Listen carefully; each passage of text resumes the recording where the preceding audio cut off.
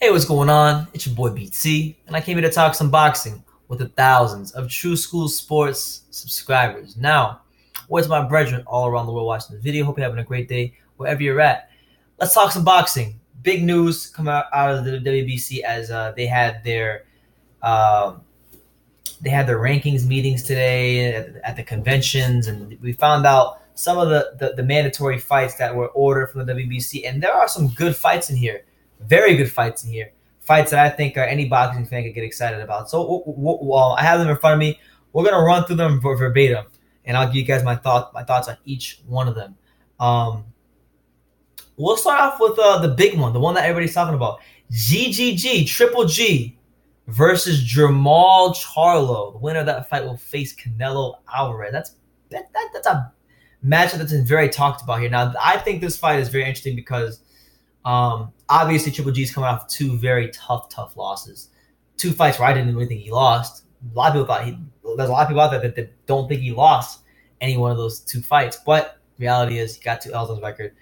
And he's fighting a guy in Jermall Charlo, who, as the fights go on, as his mind, his boxing IQ begins to catch up with his physical ability and he enters his prime, he becomes a more and more dangerous fighter, and that to me makes this fight very interesting because Jermall Charlo has a very exciting boxer puncher style. Like he has that style I like, that boxer puncher style, or really I'll be honest with you, it's more of a puncher boxer style because really he goes in there to take your head off, and really. He's getting a lot of hype right now. There's a lot of gloss on Jermall Charlo and his name right now, as there should be, because for one, he's undefeated. For two, he's looked sensational in his, pretty much his last three fights. He's looked sensational all of them. Now, you had to take it with a grain of salt because really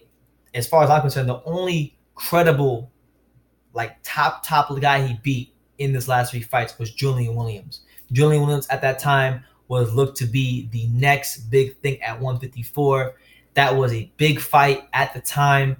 A lot of people, right here, myself included, were picking Julian Williams to beat Jermall Charlo, and Jermall Charlo iced that man. He destroyed him with a vicious counter uppercut that launched him into bigger and better things. So since then, he's picked up two KO wins over Jorge Sebastian Highland and Hugo Centeno Jr., and to fight a guy like Triple G, he has been very vocal about wanting this fight. He says it'd be, and he's been honestly Jermall Charlo, who's very disrespectful a lot of times to people. He's been very respectful towards Triple G, saying that it'd be an honor to fight a legend like Triple G. So I'm not against it. I think Triple G is, in my opinion, still a favorite in that fight. Just because Charlo looks great, he's undefeated, and he's been knocking out the likes of Hugo Centeno Jr. Look, I'm telling you, Triple G might be old, but he's still got plenty enough to beat a guy like Jermall Charlo. So I think that's a very good fight. I would slightly favor Triple G, but not with a ton of confidence because he is getting older by the day. So very good fight there. Then you have Mike Garcia versus Luke Campbell at I'm gonna assume that's at what, 135, because I think Luke Campbell's 135. Yeah, he's 135. So, bit odd because Mikey Garcia's next fight is slated to be at 140 against Richard Comey. That's an IBF title defense. So, he may have to drop down and fight Luke Campbell at 135. So, I expect that to be kind of a voluntary fight. Decent little fight. Luke Campbell, solid body. Gave Jorge Linares a solid fight. Definitely a worthy opponent, but don't see him beating a guy like Mikey Garcia. But, watchable fight. Another big one. Keith Thurman versus Sean Porter 2. Okay, massive matchup there. Keith Thurman, Sean Porter. Sean Porter's coming off the heels of a close decision against Danny Garcia. Keith Thurman. I mean, there's no date or venue yet, but when Keith Thurman does fight Sean Porter, it'll be probably the second or the third of a second, third fight since he came off his layoff. And, it's going to be a big test. Keith Thurman's been traveling around the world, shagging it up with his soulmate, living his best life in Japan. And now he's back here in the States. He's ballooned up in weight here and there, so now he's got to get back down on weight, calm down to living his best life for just a tad bit, get back in the gym, and then he's got to go fight a guy that's never a easy guy to fight, Sean Porter. So we'll see, man. I thought Sean Porter beat him in the first fight. Sean's going to be a lot more confident in this fight, being that he just beat Danny Garcia, a guy that many people picked him to lose against. So he's going to be on cloud 10,000 when he fights Keith Thurman. So we'll see how Keith deals with that. We'll see how Sean deals with that. I look forward to that one. The least heralded matchup of the 6 that were announced with the WBC comes in the form of Anthony Durrell versus Avni Yildirim. Now, this one to me is actually interesting for the simple fact that you guys haven't seen it yet because my friend did the interview on his camera, and we're still editing it, and I haven't had time to go to his house, but you'll see it eventually. Avni Yildirim is a Turkish fighter. He trains right here in South Florida at Stacey McKinley's gym, trained by Stacey McKinley himself. He's been picking up wins over there in Germany, small, wins, ever since the loss to Chris Eubank Jr. in the World Box Super Series.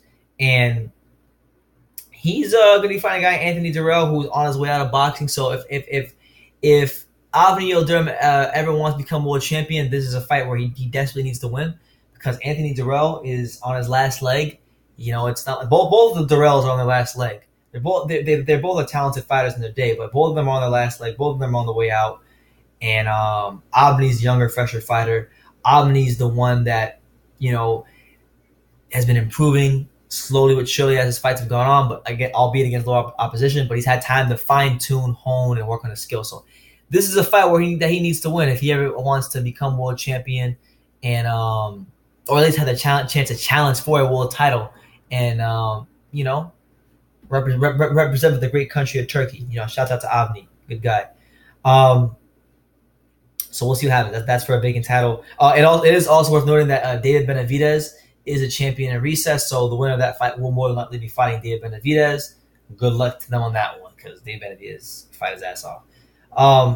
The most interesting one to me, and this is my personal opinion, the most interesting one that the WBC announced was this one right here.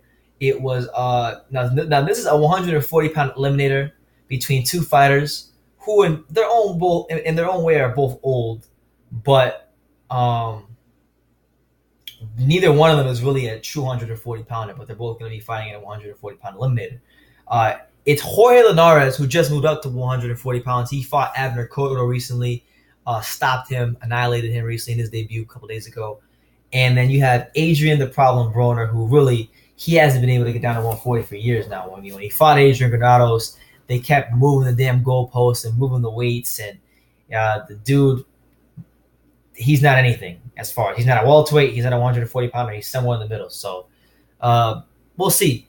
The winner of that fight will have to fight Jose Ramirez, and no disrespect to Linares, I respect him as a fighter, and Adrian Broner, I think he's a C-class fighter, but whoever wins this fight is going to get slaughtered by Jose Ramirez, straight up. Jose Ramirez will slaughter either. He'll slaughter Linares or slaughter Broner. It don't really matter which one it is, but he's going to beat either one of these guys. So as far as I see it, it's just a fight to see who can move a little further in 140-pound division. But whoever runs in there, Jose Ramirez is going to take it out.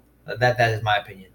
And last but not least, we have Gary Russell Jr. versus Leo Santa Cruz. This has been a fight that I've talked about here and there this year. I think this is a fight that for Gary Russell needs to happen, because his career has been so stagnant, and there's been the layoffs, and there's been just so many things that he has been doing correctly in his own career. So this fight, Leo Santa Cruz, for me, it represents a chance to really stake your claim and remind the world of the once promising talent that people were raving about in the amateurs. They were talking about this guy having the fast hands in boxing, being the next Floyd, being this, being that.